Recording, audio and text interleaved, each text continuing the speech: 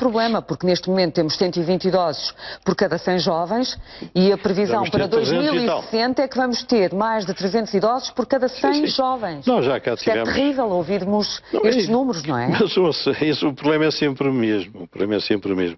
Nestas coisas há que olhar a tempo e agir a tempo. Depois, enfim, ficamos todos uns lamurientos aí no meio da rua a lamentar tudo. É lamentável isso, mas não vale a pena choramingar muito. É antes das coisas acontecerem que os políticos devem ter capacidade para prever o que vai acontecer. E em Portugal não há capacidade de previsão e os que têm capacidade de previsão não vêm para a rua nos momentos impopulares de levantar o problema. E o país caiu nessa desgraça exatamente por isso. Mas este problema do envelhecimento, já viu? Bom, vamos também, ficar com 8 milhões de pessoas. Também, mas isso é uma coisa boa, enfim, viver um pouco mais. Mas traz problemas, mas tudo isso são problemas sabidíssimos, não é? São sabidíssimos. Noutros países já se fala disso há mais de 30 anos. Eu comecei a olhar para esses problemas por volta de 81. 82, 83, quando em França, sobretudo em França, pelo menos no meu conhecimento, já se começava a ter grandes preocupações com os problemas do Estado Social.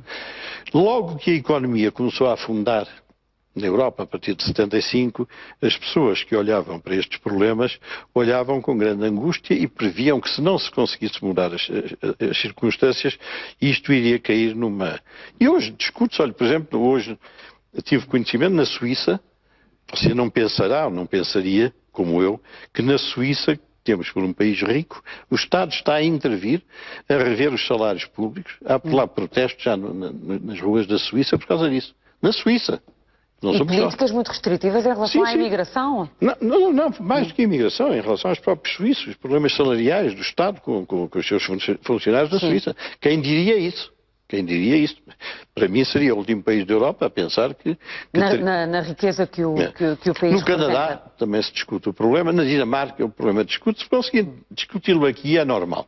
Sim. Só com a diferença é que nós caímos numa situação muito, muito pior porque o Estado pré-faliu e os outros não pré-faliram. Portanto, a situação é diferente. E em termos políticos, chegamos a uma situação, e entrando diretamente no tema do nosso programa de hoje, que é a crise da social-democracia, em que falar de social-democracia tornou-se extraordinariamente difícil, considerando que os partidos que circulam no arco do poder não apresentam propostas e soluções alternativas uns em relação aos outros. E acabam por estar como que amarrados às mesmas regras europeias e à execução das mesmas políticas. Este tema social-democracia, ou coisa parecida, já há muito tempo que eu venho dizendo que era alguma coisa em relação à qual deveríamos gastar algum tempo. Se você olhar para o leque político português, e não só português, mas esse é o que nos interessa, nós temos uma extrema-esquerda, quer dizer, muito simpatizante e muito dada, provavelmente, à coletivização dos meios de produção e à economia planificada. Está a falar do PCP? PCP, eu creio que o Bloco de Esquerda, enfim, seja mais assim ou mais assado, é essa a tendência. Bom, nunca essa solução foi levada ao terreno com êxito. Restaram a Irlanda... A Irlanda? Não, a Coreia do Norte, Cuba... Bom, por conseguinte, é uma solução que, sobretudo numa economia globalizada, tem menos viabilidade. Porque você não consegue planificar uma produção sequer para um país, quanto mais para um globo. Você não está a ver funcionários do Estado a dizer agora fazemos tramoça em vez de batatas e tal, porque vamos exportar para a Argélia ou para a Venezuela. Só uma economia de mercado pode funcionar. Temos, por outro lado, à direita, digamos, forças que, naturalmente, quer dizer, buscam a eficácia económica, buscam o aumento da produção e o crescimento da competitividade, que é esta tentativa, mais ou menos, que este governo está a fazer. Sim. E restaria no meio aquilo que seria a tal social-democracia. Simplesmente a social-democracia... Associado ao Partido Socialista, ou mais associado ao Partido Socialista. Sim, seria mais ao Partido Socialista e também ao PSD, de algum modo, pelo menos a denominação assim o indica. Ora, o que aconteceu à social-democracia é que ela teve um êxito absolutamente espetacular em 30 anos, na Europa, de 45 a 75, bom, porque houve razões favoráveis, razões que algumas nasceram quando se saiu da Segunda Grande Guerra.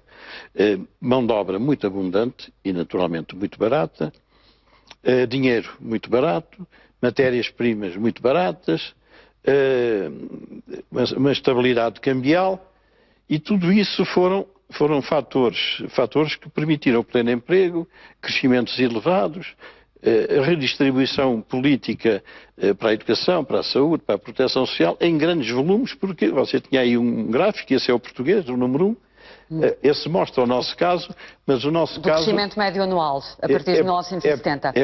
É paralelo em relação à Europa. Eu tenho um gráfico com a Europa também, mas não valia a pena complicar. Se pusesse ali a União Europeia, mais ou menos corresponderia ao que ele está. Então, o seguinte, nós vimos de um tempo em que se crescia 4 a 5, passámos a um pouco menos de 4, um pouco menos de 3, e depois afundámos. Se eu pusesse ali mais 1 ou 2 anos, ficava 0, em vez de 0,2 ficava 0.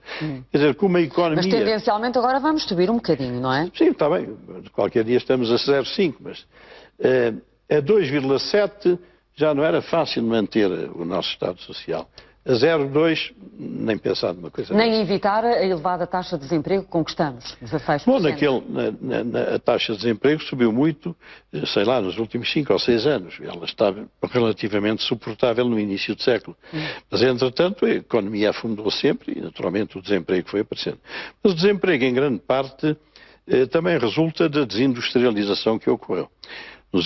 Nestes anos, primeiros anos do século, com a entrada dos países do antigo Império Soviético na União Europeia, houve muita indústria que saiu de Portugal para a República Checa, para a Eslovénia, para a Eslováquia, para a Áustria, etc. Porque esses países acabaram por se tornar muito competitivos, não é? Sim, porque eles têm pessoal mais preparado, tecnicamente mais preparados e, sobretudo, com uma ambição de viver bem que nós já não tínhamos. Nós já éramos uns burguesinhos, enquanto eles tiveram que arregaçar as mangas. Eu estive na Polónia há muitos anos. Antes da queda do Muro de Berlim? Sim, ainda havia União Soviética, em 71. Isso foi na altura do Leónidas Brezhnev.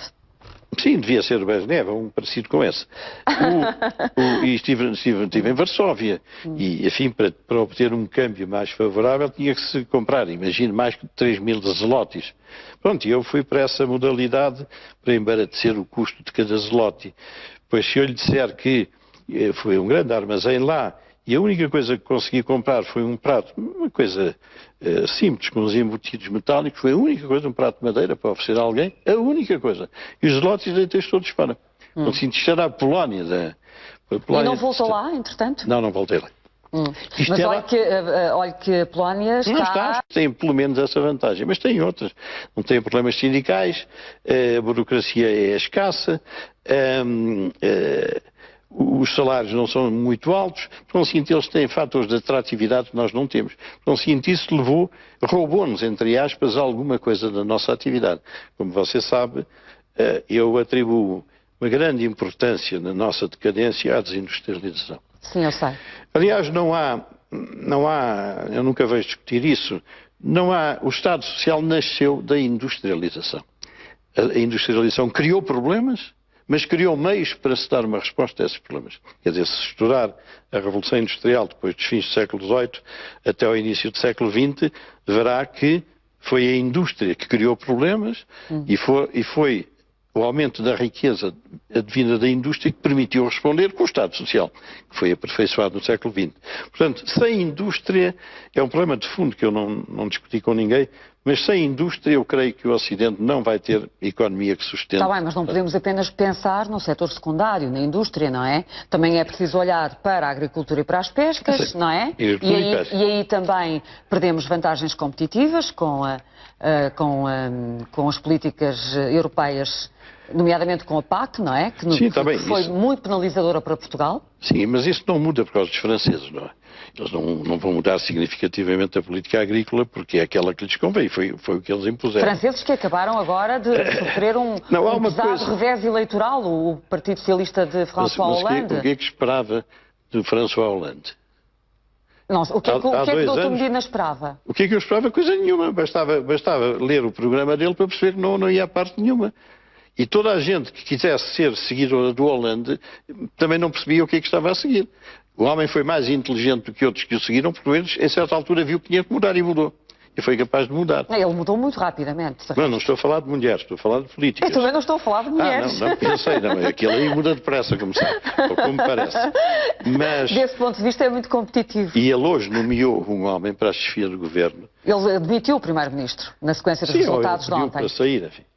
É irrelevante. Mas ele nomeou um homem, Manuel Valls, que é um catalão, que nasceu na Catalunha, para lá, e é um homem que tem feito em relação aos imigrantes, tem tomado determinadas atitudes muito duras de expulsão de imigrantes. Então prevê-se muito algo parecido com a Marine Le Pen. Sim? Sim. Portanto, a política do Hollande vai endurecer fortemente. Para além disso, a direita ganhou, como era de esperar. Sim, ganhou, e a Frente Nacional, a extrema-direita, conquistou cerca de 10 cidades. Sim, conquistaram várias. Bom, portanto, isto por dizer que o Hollande foi um medíocre, mas que espertou a tempo. E nós continuamos a ter medíocres que ainda não espertaram. Quer dizer, despertou a tempo no sentido de ter mudado de política, não, mas se ele mudasse mas não vai ter grande futuro político a ter em conta os resultados das eleições municipais depois de sair era pior. Como? Se ele mudasse depois de sair era pior. Mas ele mudou ao fim do ano e meio. Ele tem um mandato de 5, como sabe. O seguinte foi melhor agora que daqui a um ano. Sim. Mas isto por dizer que estas tentativas de sobrevivência de políticas de redistribuição muito intensas, com economias em decadência, com taxas de desemprego maciças, com endividamentos do Estado muito pesados, isto não sustenta uma social-democracia.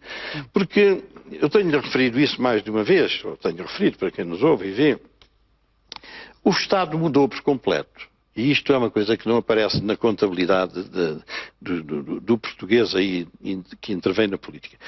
A primeira grande mudança dos poderes do Estado foi depois de 75 e com a entrada na CE. O que é que mudou? Desde logo deixámos de fazer moeda. Como eu tenho dito aqui, naquele tempo o Estado nunca deixava de pagar os salários e as pensões, porque era mandar fabricar escudos e pagava sempre. Ao perder a moeda, nós deixámos de poder manipular os juros, que muitas vezes é importante. Deixámos de poder desvalorizar, que era uma forma de equilibrar ou ganhar competitividade muito rápida. Em 3 meses mudavam as relações com o exterior. O orçamento não havia limitações orçamentais, não havia esse 3% fixado. Mas esse tempo não volta atrás, não é? Não é isso, é para explicar, porque há pessoas que não perceberam isso. É que os governos hoje não fazem nada, não têm poderes para fazer quase nada. O que é que faz um governo? Este nosso governo, ou outro qualquer que venha, é uma espécie de um conselho de administração de uma sociedade semifalida.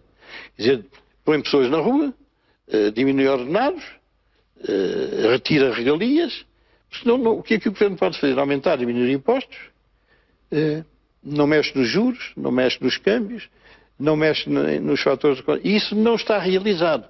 E por isso é que eu tenho dito e gostava que as pessoas que nos ouvem... Mas há políticas que... Não há políticas. Há políticas que podem ser executadas, podem-se penalizar mais determinadas faixas da sociedade portuguesa em detrimento de outras. Por exemplo, esta semana, a propósito dos alegados cortes nas pensões que viram aí, o Presidente da República disse que chega de cortes naqueles que já foram demasiadamente afetados e há que penalizar a parte da sociedade portuguesa que ainda não sofreu verdadeiramente os efeitos da austeridade. E você presta muita atenção a isso? Ouça, o Dr. Medina acha que isto é conversa. Que isto é conversa? É conversa, é evidente. Os aumentos, acha que todos os portugueses serão penalizados de igual forma? Não estou a dizer que são penalizados de igual forma. Quero dizer é que se você for tributar a 90% das pessoas que são, digamos, mais abonadas e mesmo ricas, nós todos vamos ficar para aí com 10 euros a mais. É que, infelizmente, a classe, digamos, possuidora, a classe abastada, é muito estreita. Esse é que é o problema. E, por conseguinte, vale mais você pedir 5% a quase todos os pobres do que pedir 30% aos ricos. Porque esses são poucos, infelizmente. E os nossos ricos não são ricos. Você atentar nessa revista, que todos os anos apresenta isso, os nossos 3 grandes ricos, não interessa agora estar a acreditar nessa publicação da Forbes, têm 4 mil milhões Aquele homem da Microsoft, como é que se chama? Bill Gates. Bill Gates tem 60 mil milhões. Há um mexicano que tem 50 mil milhões. É o Carlos Slim. O Sr. Slim. Quer dizer, eu às vezes até fico envergonhado quando vêm estas listas de ricos. Porque nós temos uns ricos paupérrimos, no fundo, em relação... Mas também não nos podemos comparar.